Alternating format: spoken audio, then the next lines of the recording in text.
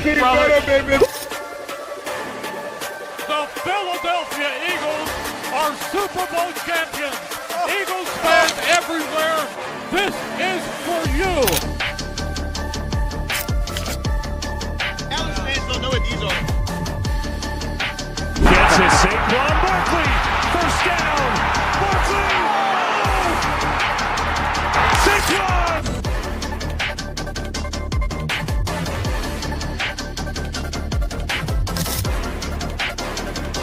E-A-G-L-E-S-G.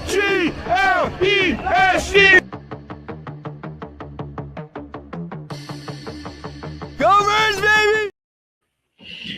What is up, everybody? Welcome back to another episode of Under the Wing podcast. And you know what? It's playoff time, baby. The Week 18 finale last night was crazy, but you know what's even crazier? Dallas fans are on the couch. Just kidding. That's not crazy. That's a normal everyday thing. But we got a good show for you. We got action-packed. All kinds of action today on what is Black Monday. A lot of coaches getting the boot, especially a former Eagles defensive coordinator. We're going to get into that in a little bit. We're going to talk about the wild card weekend. Some big games, potential upsets that I think, I don't know about Mooner, but I think could happen. We're going to dive into the draft a little bit. The first 18 spots are already decided, so we'll just kind of give you the rundown on that. But without further ado, we do have a couple guests. First, we have Benny, and then we also have Chaos Chris tonight. Rocking the shades, Chris. I like it. My goodness. How you fellas doing tonight? Doing great, guys. It's great to be back on. I can't wait to talk about the playoffs. And you already know I've been focused on the draft since about week 8. So this is going to be a fun show. Yes, it will be. Ready. He's ready when the Eagles get a higher pick because they didn't get the second seed. Oh my gosh. We really start. You know what? Actually, no. Because, Chris, how many weeks ago was it that you were like, oh, Tanner McKee, so much better than Jalen Hurts? He was throwing a fucking Brayton Covey. Why did he throw it out of bounds, Chris? Because nobody's open. He wasn't getting them in the hands, Chris. He was throwing it out of bounds, Chris. Because Don't get me started, Joseph. He was throwing it out of bounds. Jalen on 4th and 3 would have made that throw. He wouldn't have thrown it out. Well, Jalen does the same damn thing. He runs all the way. Wait, you know what? Jalen on 4th and 3 would have ran for it, and he would have got it. Look, Jalen Hurts is elusive, dude. Tanner McKee should never have to run out of the pocket ever. So the fact that Matt Pryor threw for more yards than Jalen Hurts has been averaging that game, and he had like a 51% pass percentage. Did you see his beautiful spin move attempt? What happened with Smitty in there, though? He was elite with Smith in there. Yeah, you give him one good receiver. For one drive. Yeah, exactly, Joseph. 2 drives. All he did was throw it to Devontae Smith. No. He didn't have anything else to we're throw arguing. to. We're arguing over who he who. makes. Cooper gets up and spins the fucking ball in somebody's face. We're arguing over, who the Eagles should have started, how this play should have been, who he should have thrown to. In actuality, the Eagles were never going to be the 2 seed because the NFL wanted the Bears versus the Packers. That's what they wanted in the playoffs, and they got it. Yeah. What's up, Jesse? I come in and chaos Chris right away. What is that? Crazy. But yeah, look, McKee ain't better than Hurts. Okay, if I'm saying that, I'm mostly joking around and all that. I'm just angry at what Hurts is saying. I will say this: Tanner McKee probably cost himself a chance at a starting job. With that I don't understand how, because for him going out there with second and third strings going up against the starters on defense, he looked pretty solid.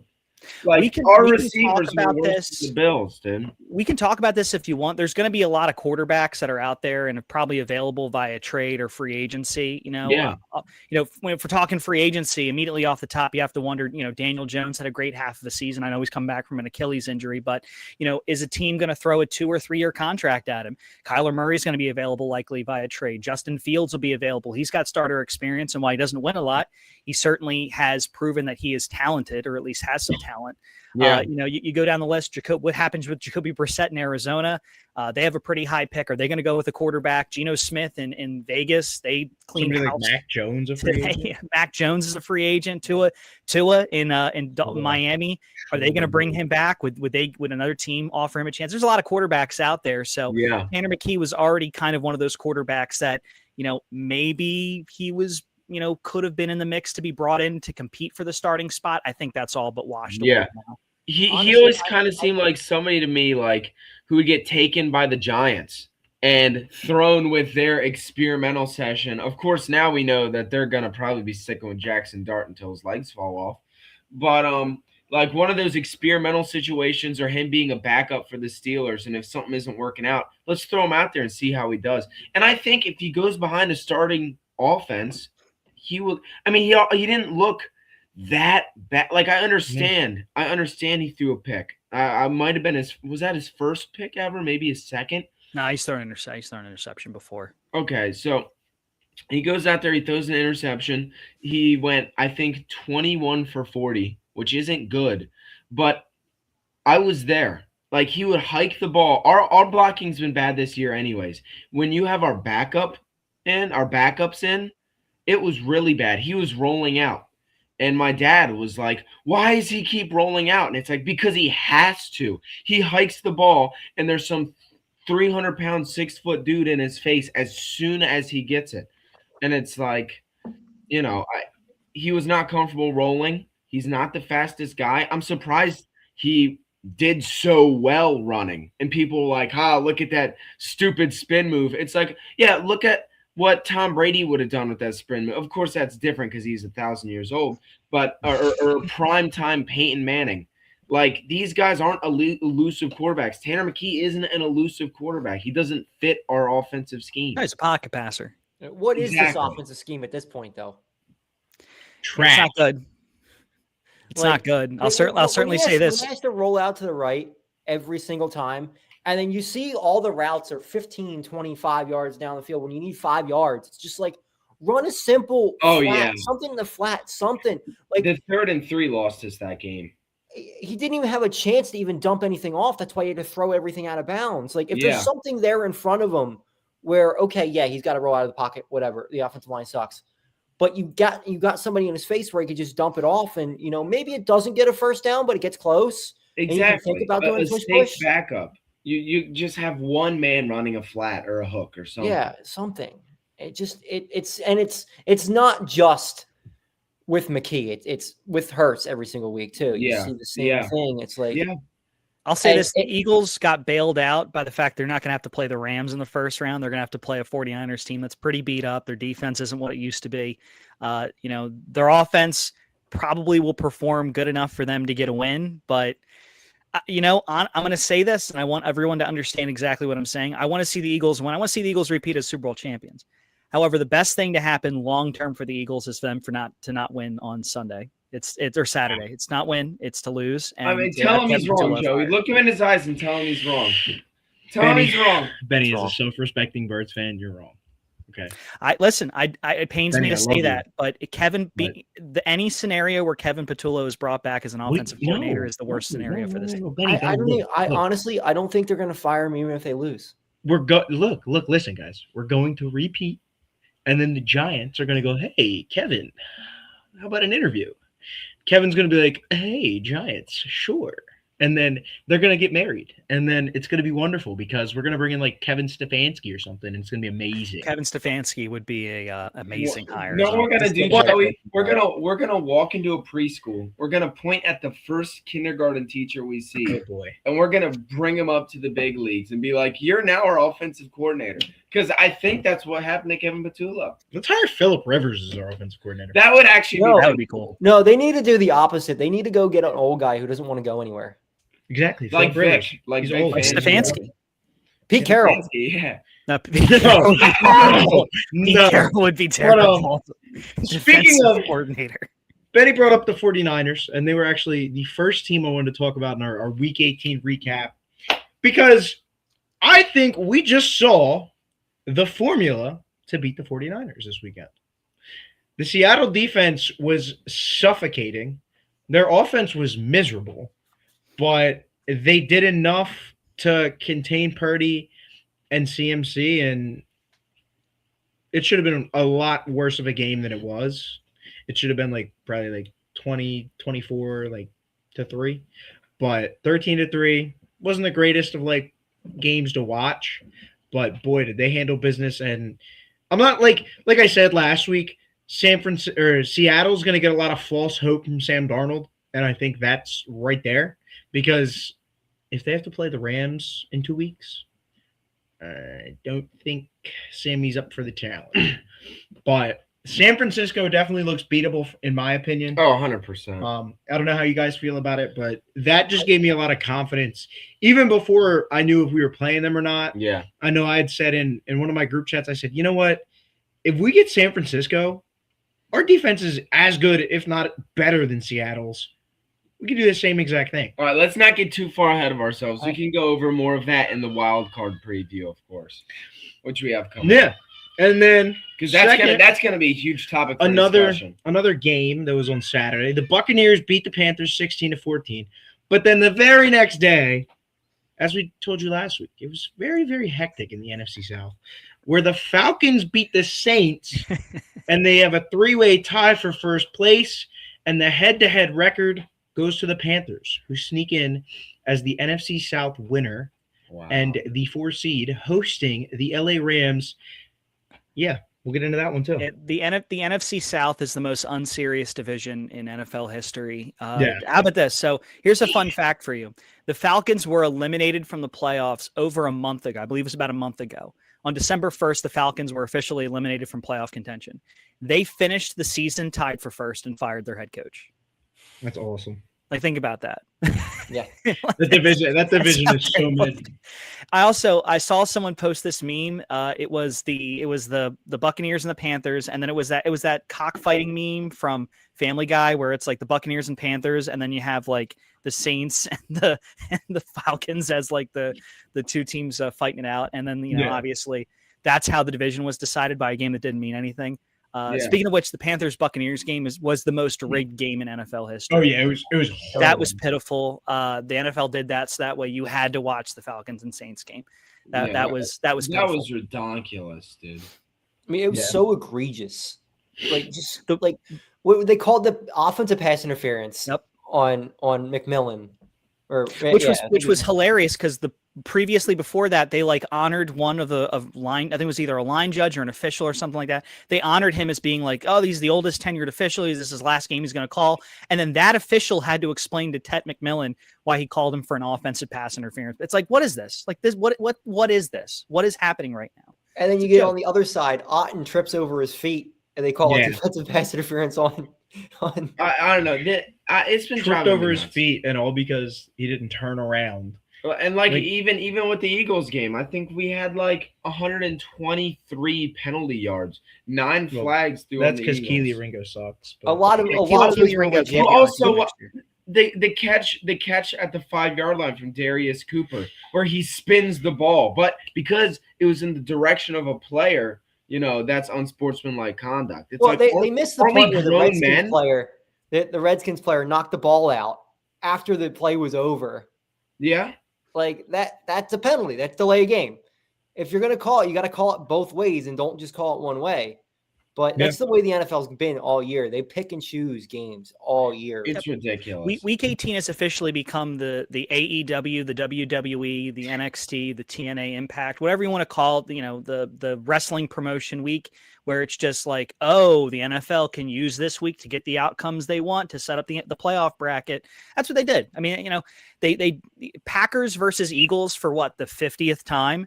That's not going to draw on eyes, but Packers Bears, that's a historic rivalry. They want that. Right. Eagles versus Rams. Come on. We saw that last year and that was really cool, but how about 49ers Eagles? Those two teams hate each other. Like that's what the NFL wants. That's what the NFL wants. You know what the NFL wants in round 2? We can just jump ahead into that. The NFL wants Rams Seahawks in round 2 and they want Bears Eagles in round 2. That's what they want. Yeah. That's what they want. And honestly, I'm not trying to make excuses. We had our backups in. Who cares? Okay, we're 3rd seed. Could have gotten 2nd. I'm happy with 3rd seed. I like where the games are sitting right now. I like playing the 49ers. But honestly, without the flags, we're winning that game. Because look at it this way.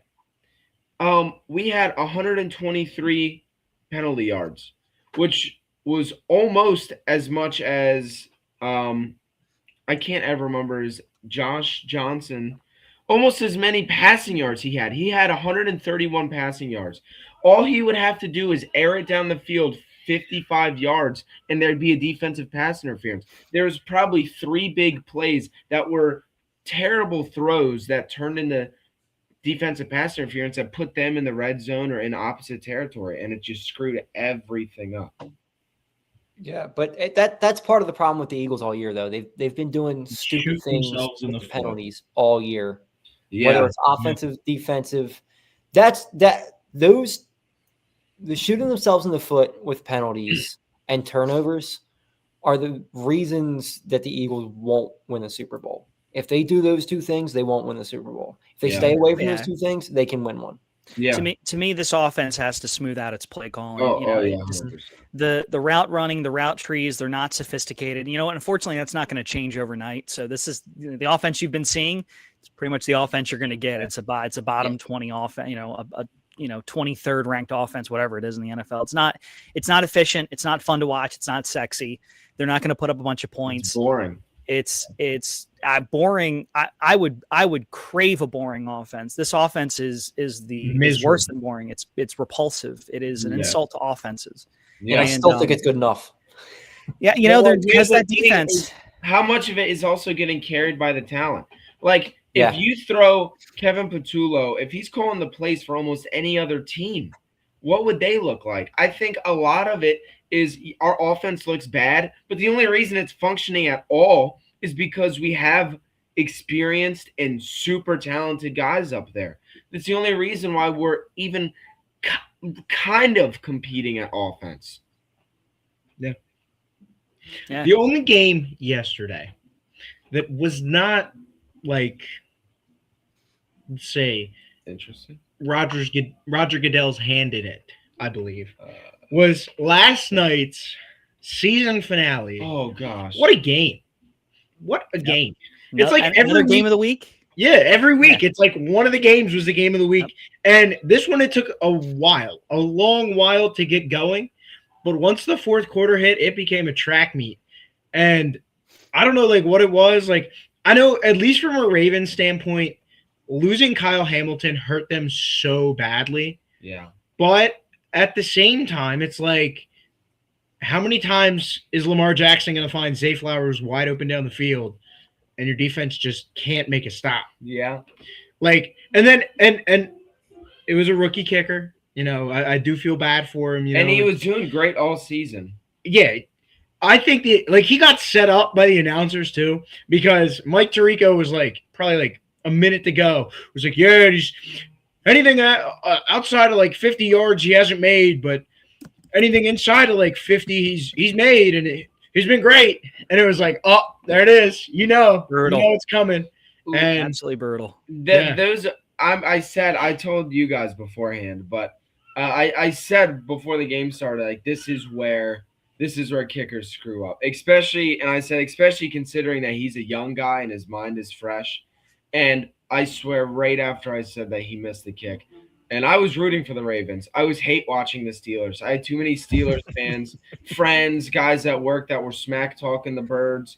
And it's just like, all right, well, your 80-year-old quarterback is going to get you one playoff appearance, I guess. And, I was really hate watching them. And I'm like, and we're watching, me and my dad stayed up watching the game, and it was like, oh my gosh, Chris Boswell just sold the game. Because if he didn't miss that extra point, then Tyler Loop's kick would have brought them to overtime. And to watch them go down the field, beautiful catch by Isaiah Likely, for them to miss that field goal. I feel for the guy. I really do. I hope Tyler Loop can recover from this, because this really, like, that screws you up as a kicker, man. You feel for Tyler Loop. He's not going anywhere. The Ravens aren't going to be cutting him anytime soon. He obviously came in and replaced Justin Tucker, but I also feel for the Ravens, because this kind of felt like the end of something. What it is, I don't know, but I think there's going to be a pretty big shakeup in that front office with that coaching staff. And, obviously we can talk about that in a little bit, but hey, you know what? The AFC North does a lot better job of the last game of the season than the NFC South does. That was actually very thrilling.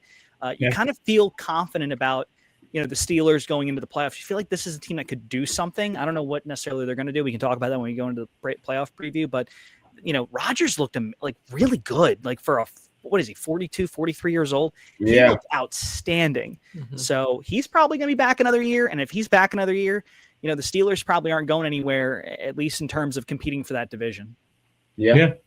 Sticking in the AFC North, Myles Garrett broke the single season sack record. He got the Strahan treatment. Yeah, he kind of had a lay down from Joe Burrow, but Joe Burrow just fell down. It is what it is. But congrats to him. And I saw Michael Strahan's reaction, and I think we're at the point now where it's like no matter what, any record that's broken, Eric Dickerson said it last year, I did it in less games. Yep. Yeah. But I want to point out if these legends want to play that game, you can go back to when they broke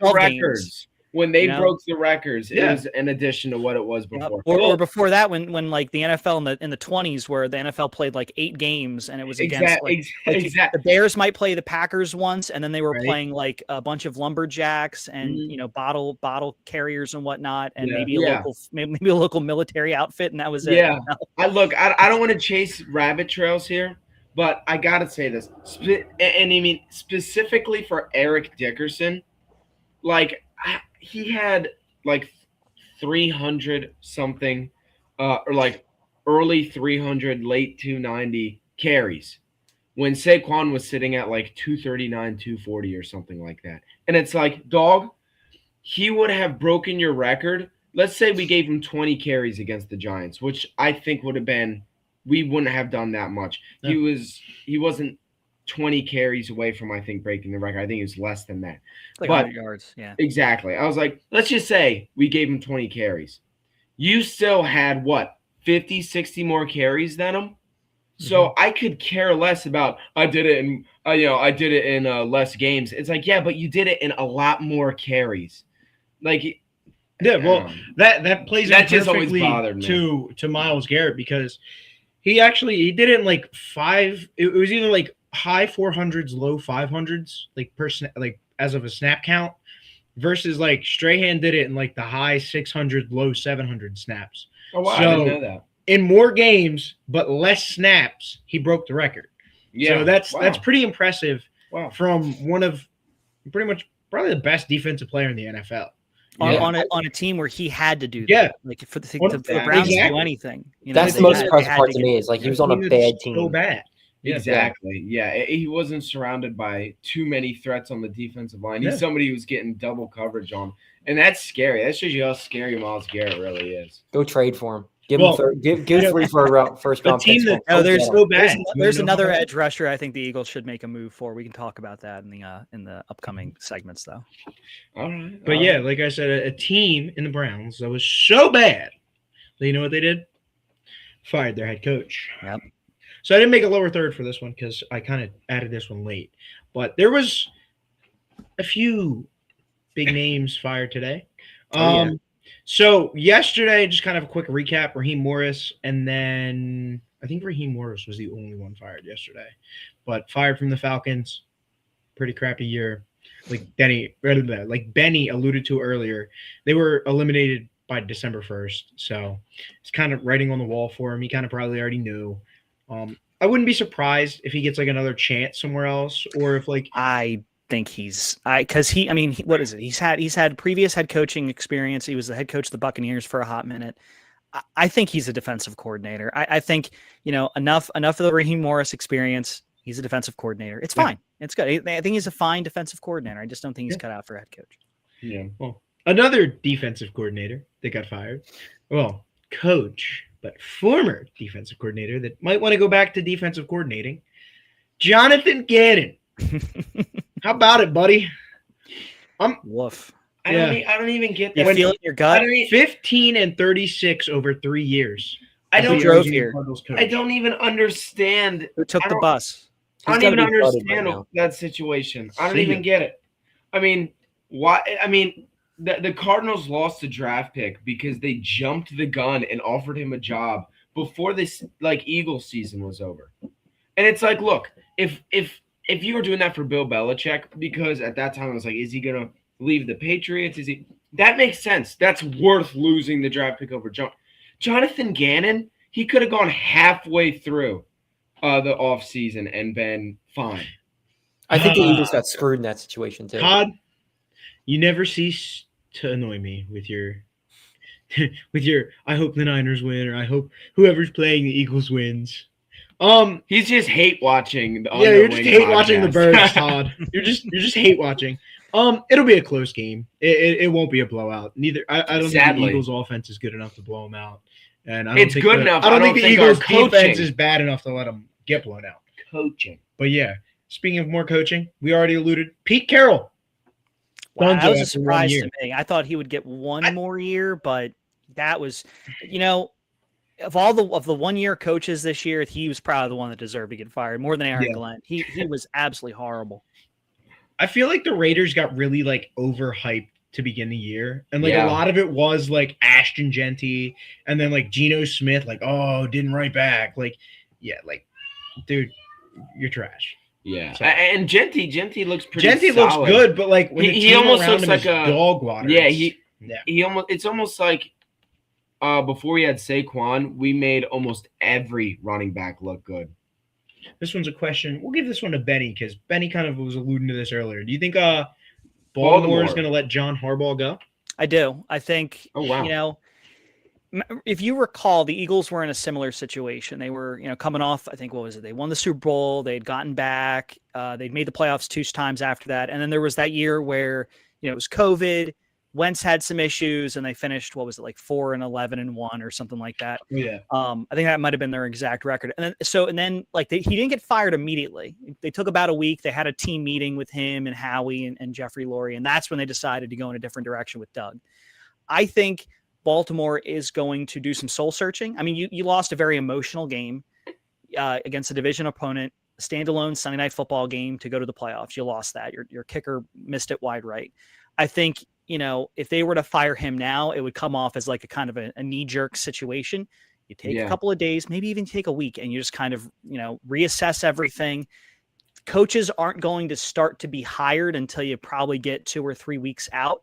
So, and the moment you fire Harbaugh, I mean, I'll preface my take by saying this. The moment you fire John Harbaugh, you kind of reset the coaching, the coaches that are available, because he immediately becomes the number 1 coach to be hired. Oh, yeah. He's had success. Do you think he would be a head coach somewhere next year? I think he would. It would almost be like an Andy Reid scenario. He would have an offer before he was fired, almost. Yeah. Type situation. I think, and we can assess what teams probably would benefit by hiring him. But I think Baltimore, probably will. At the very least, they have to shake something up here, because something's got to change. Yeah. Every year, it's the same damn thing with this team. It's Lamar. The moment Lamar comes off the football field, it's like this team forgets how to play. And then you have constant errors and miscues by key players. The week 1, it was Derrick Henry fumbling. He never does that. Later in the season, it was, last year it was Mark Andrews dropping a touchdown pass. Earlier in the season, it was Zay Flowers doing something. I just something's got to change. Something is not getting through to the players, or maybe it's just the players aren't talented enough. And then you have to go through, who evaluates the talent, but something's got to shake up with the Ravens if they want to capitalize in this window. There's rumors that Lamar might not even be with the team much longer. You think he might go to Miami like Todd? No, saying? I don't. To trade him, it's too much. It's too much. You think he might force his way out, release me and I'm going to Miami? Now he has this isn't a situation where he's unhappy in Baltimore. It would be a situation where Baltimore would make the change because they're unhappy with him. And I don't think that's the case. There's this is where tabloid journalism drives me nuts. It's no, the quarterback that probably would cry his way out of a place would be a Tua, or a Kyler Murray would be a great example. Yeah. Or, Joe Burrow just frustrated with what the Bengals are doing. That's probably a better example of a quarterback that would just demand his way out of the building. I don't think that's going to happen anytime soon. I think Lamar's probably going to be there. This is the team you have. They just re-signed Mark Andrews, which looks horrible in hindsight because Isaiah Likely's probably gone in free agency. That's just my analysis of what's going to happen in Baltimore right now. Yeah, to me, it kind of feels like malpractice that Lamar Jackson hasn't even gotten a Super Bowl appearance yet, let alone win one. Because he's been so good. I don't even know if he's been to a championship game. Yeah, they have a couple. I think once, right? Isn't the Zay Flowers fumble, wasn't that against the Chiefs at home in the was that to go to the Super Bowl? I think so. I believe so. Yeah, I think they had one appearance. I think that was the one appearance they had.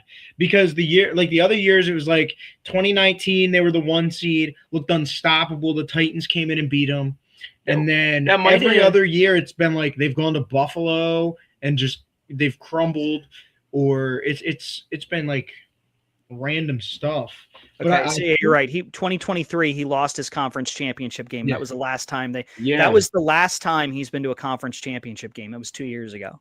Wow. Yeah, and it's the same thing with Josh Allen. Like, he should have been to a Super Bowl at this point too. Now they have a better shot at it this year, but like both of these guys have been all-world quarterbacks, and they just haven't been able to get there.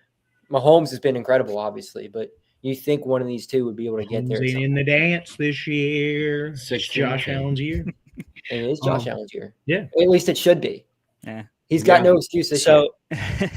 So obviously, Pete Carroll fired by the Raiders, Gannon fired by the Cardinals, Stefanski fired by the Browns, and the Giants and the Titans already fired their coaches. Yeah. So I think in total, and then the Falcons. So I think in total that's 6, 7 openings, something like that. Around that many. It's gonna be interesting to see because, like, I think of all those jobs, I think absolutely none of them are desirable, aside from the Falcons job. Every other job is I wouldn't want to. Falcons weren't even desirable. They don't have a quarterback. Oh, look, Michael Penix ain't that bad, dude. Yeah, he's not handle Michael Penis, bro. My gosh. He's not good though. So if you're the Falcons, if you can get like a pretty good offensive coach in there, I think they could do something. The NFC South is a joke. So like any offensive minded coach that goes to the Falcons could probably win 10 games. And no, I think I actually have a hot take on where Harbaugh is going to end up, but we'll get to that in a second. Hugh Douglas going to the Atlanta Falcons as a head coach. if anybody else heard that on the radio, I was Phillip Rivers to the Falcons. Really? That would make a lot of sense. That would be pretty good. I can see that. Makes a lot of sense to me. Okay. Where's your hot take for who Harbaugh is going to go to? I think Harbaugh is the top man for the Raiders if he becomes available. Okay. Yeah, I like that. That sounds That's right. a pretty similar situation. Yeah.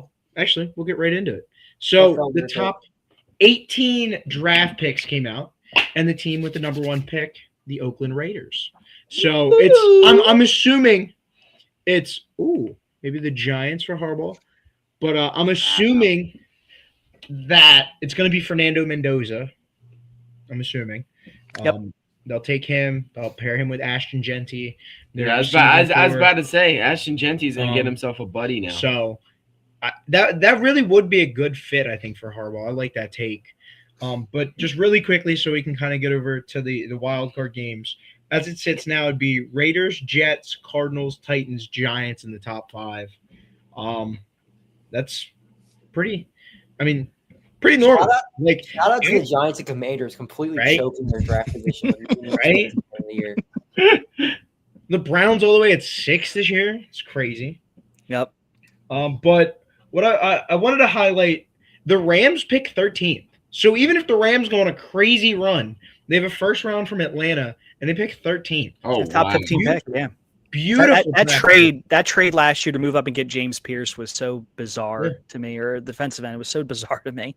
But Mendoza, if he comes, he's obviously going to come out. He's doing amazing things at Indiana.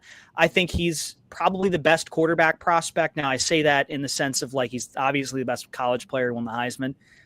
In terms of what his future prospects are, I have to probably do some more work on him a little bit, but I think he could be a solid quarterback. He's a little bit of a mobile pocket passer. If he goes to the Raiders, I don't think that's a terrible fit. I will say they have to get their offensive line better. And this is where this is going to lead me to another kind of offhanded take. They probably will trade some players, and I think one of those big players is going to be Max Crosby, and I think a perfect fit for Max Crosby is the Philadelphia Eagles. A second or third round pick, maybe even, hey, if the Eagles go back to the Super Bowl, I would trade the 31st pick to get Max Crosby for Tanner McKee. No, they probably don't want a quarterback, but actually, I think Tanner McKee would be a perfect fit for like the Saints. I think that would make a lot of sense. Oh, dude, yeah, that's a great take.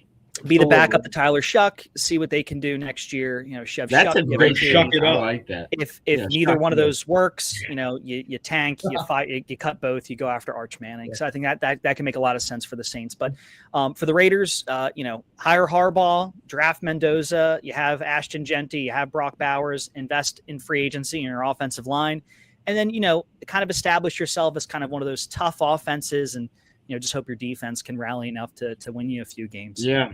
I mean, the Raiders definitely they what they have right now, they could definitely turn things around with it. This is going to be a pivot. Are they going to, you know, waste their talent in Ashton Genty? Because essentially, if they don't try pivoting toward a crazy run, and I mean, like, you know, roster wise, if they don't pivot, then there's going to be a lot of wasted years and wasted talent in Ashton Genty. I think and we don't know his full potential because of how bad his offensive line is. Like, imagine if Genty had, you know, the Eagles' offensive line from last year, of course, and, you know, how crazy he would look then.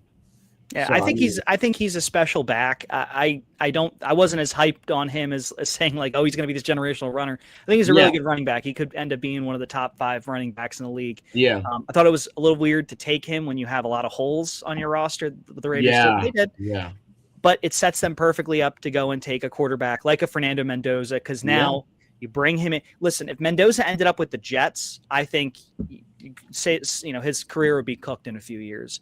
And that's why I feel bad for the next quarterback on my list that likely will get drafted, which is Dante Moore if he comes out. You know, I think if Dante Moore doesn't get the sense that he's going to be the number 1 overall pick, I would hope that he goes back to Oregon, because my God, if you go to the Jets, dude, you're just asking for your career to be over. He's gonna pull a Trevor Lawrence to where he's just hanging up on the Jaguars. I pull a Caleb Williams. Like, just don't go to the Jets. Don't go to the Jets. Demand ownership of that team. Yeah, I feel like some of these quarterbacks should almost wait until like the Steelers are done with Aaron Rodgers or something like that. I think the Steelers will never be low enough on the draft order to draft a quarterback. That's true. But they'd have to trade up.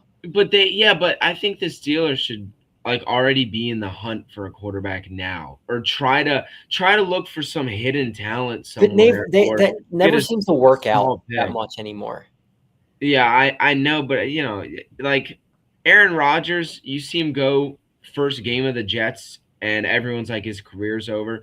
Maybe that could happen next year with the Steelers, where he gets injured again. Or worst comes to worst, you have a quarterback that you're like, man, he might be legit, and then he's side by side with a veteran, and you know that's a held hand coach right there. So, here's a thought for quarterback of the future for the Steelers. You know, last year they had Russell Wilson, they had Justin Fields. They let both of them go, and they brought in Aaron Rodgers.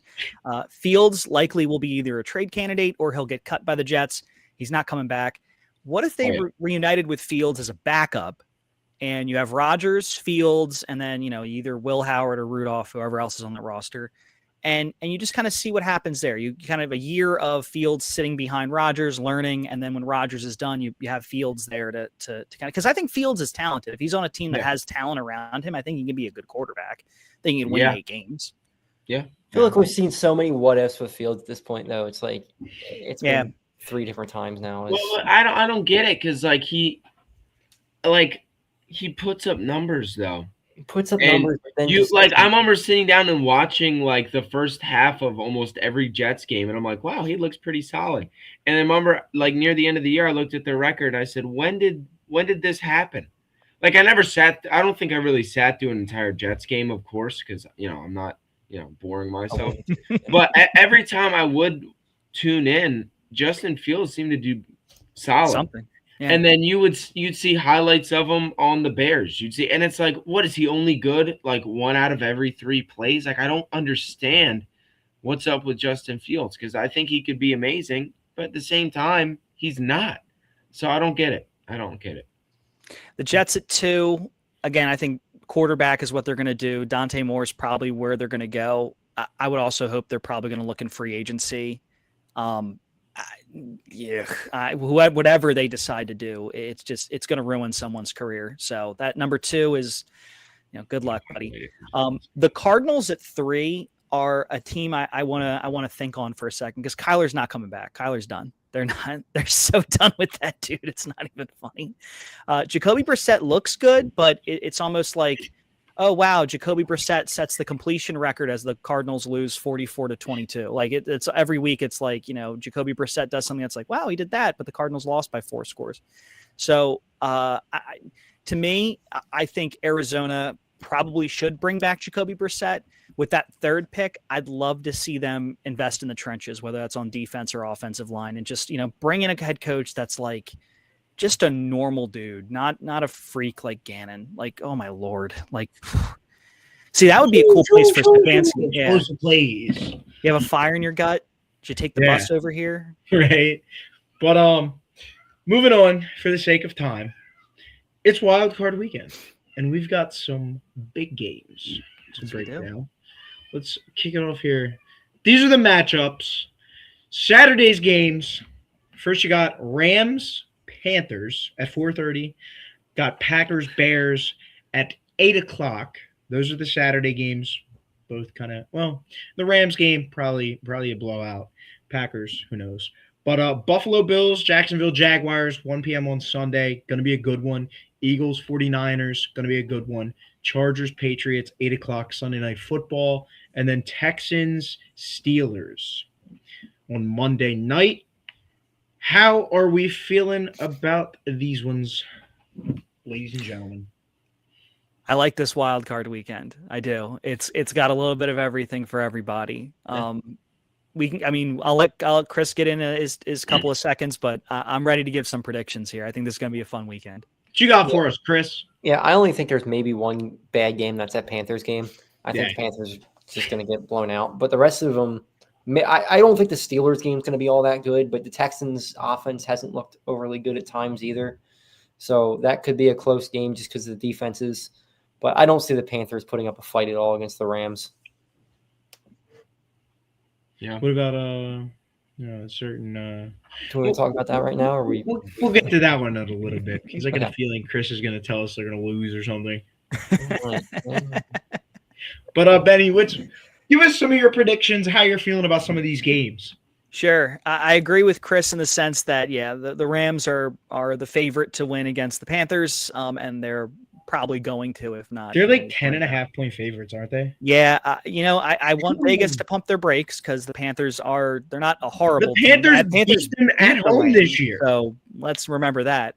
But the Rams are obviously a very good team. They have an MVP frontrunner, in my opinion, in Matt Stafford, even though Drake May seems to kind of be jockeying for position with him. And also, Trevor Lawrence should be in the MVP conversation too. I think we should talk about that. But I have the Panthers beating the Rams. I have the Rams beating the Panthers to advance. I think they're probably going to play the Seahawks. I already talked about the Eagles beating the 49ers and the Bears beating the Packers in the NFC. I think that's kind of my matchups on the NFC side. For the AFC side, I'm going to take one crazy upset on the AFC side. I think the Chargers beat the Patriots. Yes. Not the only one. Yeah, and here's why.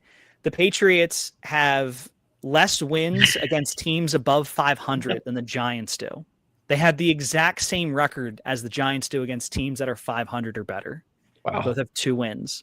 They've only beaten one. They've only beaten one team though that had an above 500 record. So that's, to me, like I think it's impressive to see what they've done. I think Mike Vrabel could be on the ballot for Coach of the Year. I think he probably deserves to be, in that conversation. At the end of the day, though, the Chargers are a tough team. They're a gritty team. They're battle tested. They have a coach that wins ugly games and wins games and wins them ugly in Jim Harbaugh. So I can see the Chargers going into New England. I can see Justin Herbert having a legacy game and pulling this one out. I said that last year, though, in Houston. He disappointed me, but I have the Chargers beating the Patriots. I have the Jags beating the Bills, kind of quietly slamming the door on the Bills' window here as they move into a new stadium. And then I have the Steelers beating the Texans in a game that I'm going to be watching because I think that's going to be fun. Steelers beating the Texans. Okay. Yeah. What do you got, Larry? I've been hate watching the Steelers. What do you got? What are your little playoff predictions for the wild card weekend? It's always tough to say because the wild card it's wild every year. something crazy and unexpected seems to happen. To bring back Kevin Cobb. I don't know about that. Comments actually go wild with the ex-Cardinals quarterback. But it's always something ridiculous like the Panthers winning for some reason happening. Like ridiculous crap happens. And I don't necessarily know where I stand on anything. I think the Chargers beating Patriots, that's reasonable.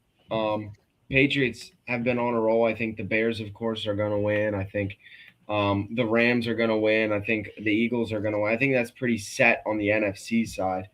But yeah, and AFC is a toss-up. So I'm just kind of sitting back, seeing how the first week goes, and I'll really try to get into it next week. Yeah, I think I really agree with Benny. Like my biggest thought was when I saw it was, I think the Chargers are going to go into New England and they're going to upset the Patriots. That's reasonable. No one's talking about this, but like two very big Patriots players have like assault charges on them right now. Like with that clouding their team with like I didn't even think about that. I look at like the Patriots, honestly, even like a team like the 49ers. I've said it kind of all year. They're kind of benefiting. Like they haven't been good for the last few years. I'm not going to say like Brock Purdy's trash. I'm not going to say Drake May is trash, but some of the teams they have been fortunate enough to play have been horrible teams. The way the NFL does its schedule, if you finish last place, you get the last place schedule. Exactly. That creates opportunities, though, for teams like the 49ers who got who ended up finishing in last place because they had a bunch of injuries and it just, they just kept losing games in ridiculous ways. Then you have the Patriots who were just kind of not good last year. I mean, they had a bad coach, they had bad coaching, they had bad players. They invested heavily in the offseason because they had a ton of cap, and then voila, you see, that rookie quarterback takes a step, because he has weapons around him. You get a good coach in there. So it creates vacuums like this where teams can run up and down the standings. How people are disappointed that the Chiefs didn't make the playoffs. The Chiefs played a brutal schedule. The Eagles played a brutal schedule. I think the NFL needs to reevaluate the way they do the schedules because it's just too hard. Like for the good teams, they have to play like a war every week. It's like, hey, man, it would be nice every now and then for the Eagles to play the Titans. Right? That would be awesome. Well, next year, 2026 season. But I think some of those teams are kind of benefiting from weaker schedules. They're kind of sneaking in, which not to say like they're not going to be a tough opponent. I think as far as like the Patriots go, though, they haven't really been battle tested yet. They haven't really played that good team. And I just feel like the Chargers, they played a tougher schedule. I think they're in the same division as the Broncos and the Chiefs. Like they're a tough team, and Jim Harbaugh, their head coach, he's a tough coach. Like he's got playoff experience. I know Mike Vrabel does too, but like Vrabel has far less playoff experience than Jim Harbaugh, and I feel like that is something that isn't being talked about enough either. Jim Harbaugh is probably the most playoff experienced coach in the AFC besides Mike Tomlin. Sean Payton. Oh, Sean Payton too. I forgot about him. That's about so there's those three, right? And those are like, but really the two of them, Sean Payton and Jim Harbaugh, did it in the NFC. Now they're in the AFC doing it. So it's crazy. But I think those are the three teams that are going to have the best shot to do things this postseason just because their head coach's experience in the playoffs. So I think the Chargers are going to pull off an upset. I don't like as much as I want to say I think the Steelers will win. I don't know, just because I think it'll be really tough with the Texans defensive line being able to put pressure on Aaron Rodgers. I don't think their offense is that good, but if their defense can kind of put pressure on Rodgers and make him uncomfortable and force him to throw that he doesn't want to throw, it's going to be a long day for him. Now, the Steelers do get DK back, so that'll be huge for them. That'll be massive, and I think that plays a factor into it, even though Derek Stingley and that secondary is really, really good. And then the Jaguars, I think they're going to beat the Bills. The Bills. The Bills don't have rips my heart out. It rips my heart out because I really want to see the Bills do well, but man. Yeah, the Bills just it's Josh Allen and James Cook, and it's like that's it. I was just like the Bills don't have anybody else. The Bills need more weapons. So and Trevor Lawrence has turned into that guy. Trevor Lawrence is. He's on a run. I don't even know. Like he's going insane. And how about Liam Cohen, like Coach of the Year candidate right there, Duval. You know, like nobody would have thought about that. But then if you go in the NFC, the Rams are going to obliterate the Panthers. I'm sorry. Like the Rams, they've been playing poorly over the last few weeks. They need a game to get right, and like what a better team to get right against than like the 8-9 Panthers, who are just abysmal. And Bryce Young is like so like. Not only did they beat you earlier in the year in Carolina, so you have that going for you. You're like, okay, we got some revenge on our mind. But like Bryce Young has been so inconsistent this year that it's like you don't even know if like the real Bryce Young that can win the game will show up. We'll get to the Eagles in a little bit, well, after this segment, I guess. But the only other thing, like, you know, Packers Bears is going to be a good one. I could see like. For as banged up as the Packers are, it's hard for me to say I could see the Packers winning, but I like there's a chance because it's a divisional game. And clearly, yesterday we saw like the Bears aren't unbeatable at home. The Bears are very flawed. I like to look at the 49ers Bears game 2 weeks ago. Like that just, in my opinion, yes, both offenses can be great, but both defenses, man, like horrendous. Yeah. 38 to 40, like 38 to 42. Like that is horrendous defensive play. So that's a big one to watch. And then, yeah, we got Eagles 49ers. So I'll let, you know, any of you guys go first.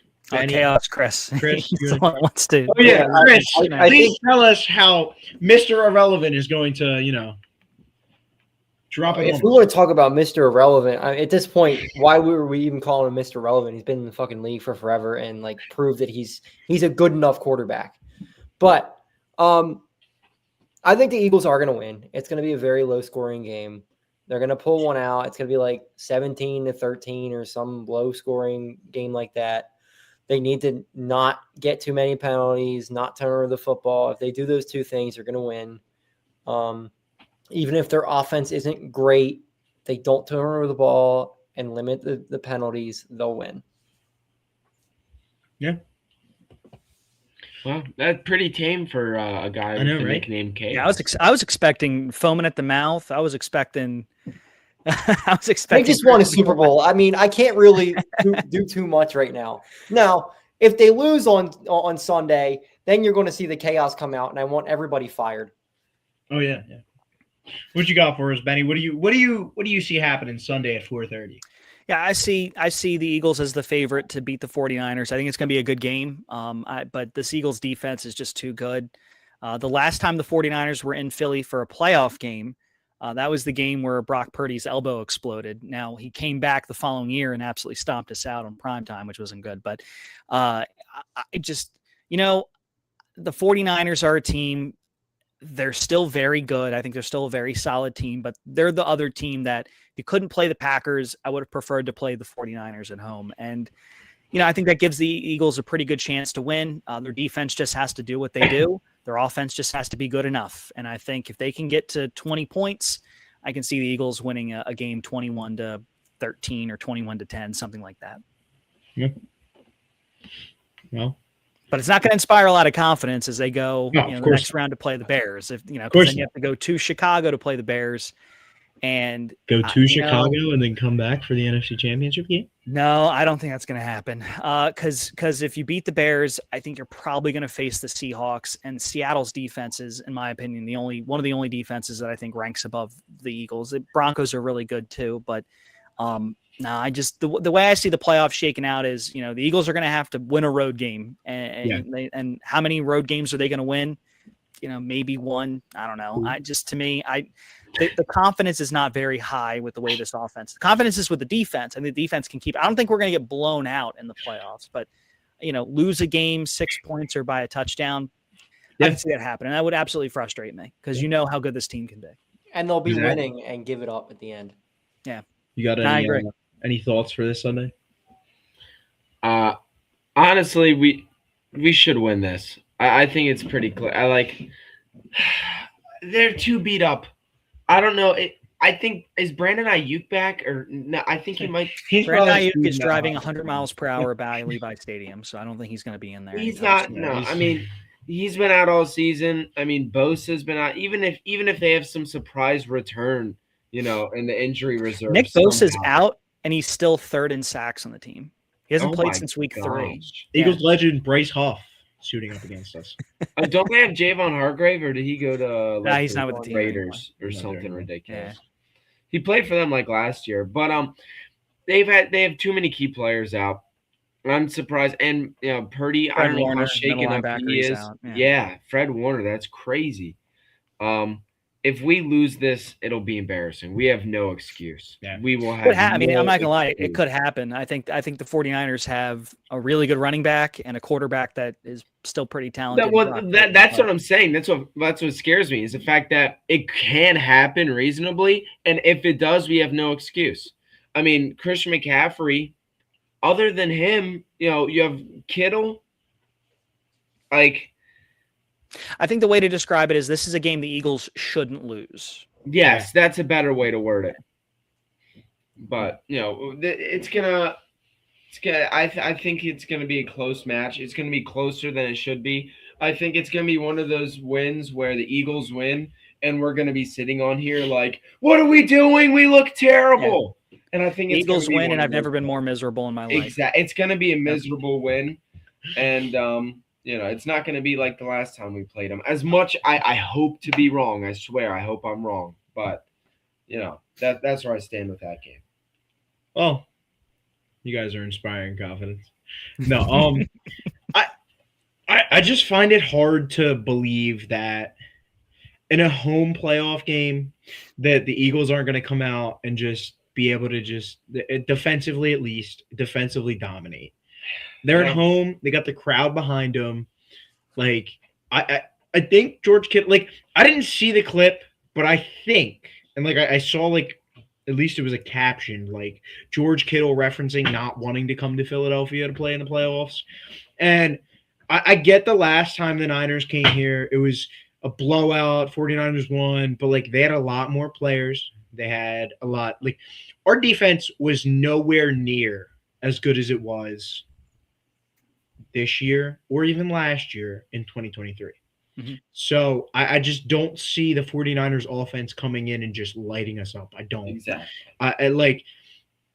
I get it. Juwan Jennings is okay. George Kittle doesn't really scare me anymore. He's getting old. Yeah. He's all right. And he had an injured season. Maybe he'll have more traction. But this year I feel like he's still going to be a little more timid. Yeah, stick somebody like Cooper DeJean on him. I don't see him doing that much. If you can contain Christian McCaffrey, which I think Zach Bond and Nakobe Dean are going to play a big Jalen Carter, Jalen Carter, Jordan Davis too. They're going to have a big role in that, and even Jalix Hunt and even Brandon Graham off the edge. Talking about that, Trent Williams, if he doesn't play, it's over. I'm sorry. And hopefully Lane Johnson forgot he even existed, to be honest with you. If Lane Johnson's back on the field, I think that ticks the Eagles offense up a little bit. But, a lot of Eagles fans are going to sit here and say, maybe the offense has been playing possum. You don't do that in the NFL. No, you don't save your bullets for the only thing you might be able to say is they kind of, in the last couple weeks, have said, Jalen, let's dial it back with the running. Now, once we get to the playoffs, like we saw last year, you might have to do it a little bit more. But that is probably the only. And that's the tiniest little fraction of their offense that they might be holding back. But at the same time, they might not even be holding that back. Yeah. It might just be Jalen doesn't want to run, so he doesn't run. I don't think it's Jalen not wanting to do stuff. I think Jalen's willing to do anything. Listen, people that think that Jalen doesn't do anything he can to win. Come on, what are you talking about? This is a guy that week 1 was the entire offense against the Cowboys. Exactly. The problem is, when you watch every receiver go out on their route tree, when you watch every drop back, and this is where I wish fans didn't watch the traditional broadcast view of games. I wish it was standard to watch like that ESPN Thursday or the Thursday Night Football like Skycam version where you can see literally no one's open, the route trees aren't sophisticated, and the reads. Jalen Hurts is a 2-read quarterback, 1-2 run. That's what he does. That's what he is. And there's plenty of quarterbacks like that in the NFL. There's one in Baltimore right now, and he's won 3 MVPs. So understand, like, if wide receivers aren't getting open in those first couple of routes because of how predictable things are with this offense, it's gonna look like Jalen Hurts isn't playing well. That's not the case. He's doing exactly what the offense is supposed to do. The problem is the offensive coordinator, and it's been this way. It's been stale the entire year. So it's not going to change overnight. If it does, that's the dumbest thing I've ever seen a head coach do. You play to win every single game. You play to win as many games as you can every year, because you can't sit there and this isn't a boxing match. You're not going to play rope-a-dope and then all of a sudden throw your best punches come the playoffs. That's not how this works in football. Teams will figure that out. Teams will be ready for it, and you'll just look like an idiot. So if they can hit an extra gear, cool, but that would actually probably make me even more mad if they hang 30 up on the 49ers at home in the playoffs. That would probably tick me off even more if they just won 21-10. And that'll mean Patullo's coming back if they hang 30. Yeah. But here's the thing too, and this is why Kevin Patullo is such a frustrating situation, is because he's learning on the job. And somebody's learning, like, he's learning on the job, he's making mistakes, he's gaining experience. So the week he's going into right now, he's going to be better than he was 2-3 weeks ago because he's learning on the job. Now, is he going to, bring his horse into high gear now? Like, I think he's been trying to lock down the best he can, of course, being in the situation that he's at right now. But I don't know. I mean, he's going to be better this week than he was last week, and he's going to slowly be getting better. So hopefully we see some kind of turn, but nothing this quick is going to happen. I'd like to see the Eagles lean heavy on a power running game. I would love to see them dial it back in terms of these long developing routes and passing, and just get back to like play action, rollout, power football. Calcaterra coming around as a fullback and sealing off the edge and letting Saquon do his thing. I'd love to see that in the playoffs. I'd love the cold and the way Philly is, and just the hard nosed type football that wins in the playoffs. I'd love to see the Eagles get back to that, but just because I think that's the recipe to win. You're going to see a lot of football this weekend, and the recipe to win. The reason why, if the Chargers go into Foxborough and win, is not going to be because Justin Herbert throws for 300 yards. It's going to be because they used a power running game to wear down that Patriots defense. That's what's going to win in January. That's the reason the Seahawks are the 1 seed, is they literally came out and they ran all over the 49ers this weekend. And the Eagles, they have the talent to do that. And if Lane Johnson comes back this week, it'll be a huge boost. And I don't think it'll be anywhere near like his production of last year's playoffs, but he could have a big game, and Saquon needs that. This offense needs that. And if they can establish like half as good of a running game as they had last year, if they can mix Tank Bigsby in just a little bit, they could have something cooking. And I want to kind of go back to what you kind of said. Say we beat the 49ers. We'll skip ahead a little bit. Sure. We'll as they say on WIP, we'll recklessly speculate. I like that term. I like that. But if the Eagles go to Chicago per se, right? I think they have a pretty decent shot at winning on the road. And I want to say this year and the last couple years in particular has kind of like built them up for that. So like we saw early in the year, they went to Kansas City, scored 20 points, won on the road. This year they went to Buffalo, scored 13 points, won on the road. Went to Green Bay, scored 10 points, won on the road. Like their defense, no matter when, no matter where, the defense shows up and plays their heart out. As long as like, and the other thing is, I think with the Bears, it would be even more like okay, you know what? You guys came in our building. You kicked us in. You kicked us around. You gave us the what 2, the what 4, or whatever it is. Like, you ran it all over us. And I kind of feel like Ben Johnson's one of those coaches that's like, you know what? This is what I did last time. I'm going to do it again. And I think he might fall victim to it. A little cockiness in the early game, like in the early stages of a game like that. And the Eagles would be able to kind of jump ahead and just maybe take control of a game like that. And their defense, Vic Fangio, I'll say it once, I'll say it again forever. He's not going to get embarrassed twice by the same guy. He's not. Well, the defense wasn't the reason the Eagles lost to the Bears. The offense not doing anything was the reason why they lost to the Bears. And that's where, like, they went on the road and they won those games by not even scoring. I think 16 points or less. Dude, if they go to Chicago and they can't put up more than 20 points, they're not winning that game. Like, there's absolutely no way they're the Lions just put up 19 yesterday and won. Yeah, that was like. Do you think the Bears were trying? Yes. No, because Ben Johnson came out and said, "Well, we play our starters, unlike some people. We want to get our seating." Like, okay, dude. Yeah. I think, they played their starters. I think they also played a very conservative game because they didn't want anyone to get hurt because they knew regardless they're going into the playoffs. They have to win some playoff games here. That's the whole point. The Bears are a good team. Ben Johnson's a good coach. He's got that team, playing well. He was resuscitated the hype on Caleb Williams. I made my grand apology last week, and if he wins a playoff game, I'll look like an even bigger idiot. But that being said, if the Eagles have to play a road game in Chicago against that team coming off a likely victory over the Packers, maybe you can get that emotional swell where, we beat a longtime rival. Now we got to play the Eagles, and maybe the Eagles can catch him that way. But you're not going to beat them if you don't put 20 points up or more. Yeah. Yeah. Maybe you see an infamous triple blink.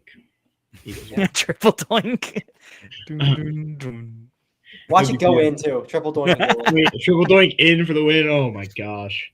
But yeah, I think I like the Eagles' chances, at least for this week. We won't get too far ahead of ourselves.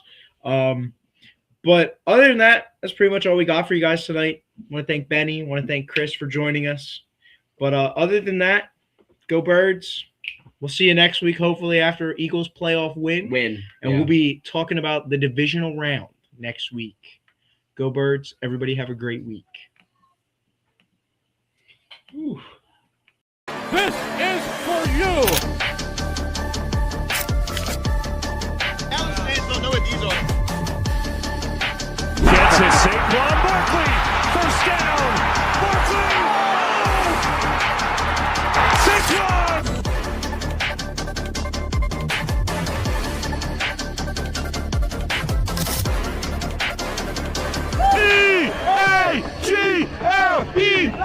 E-A-G-L-E-S-E.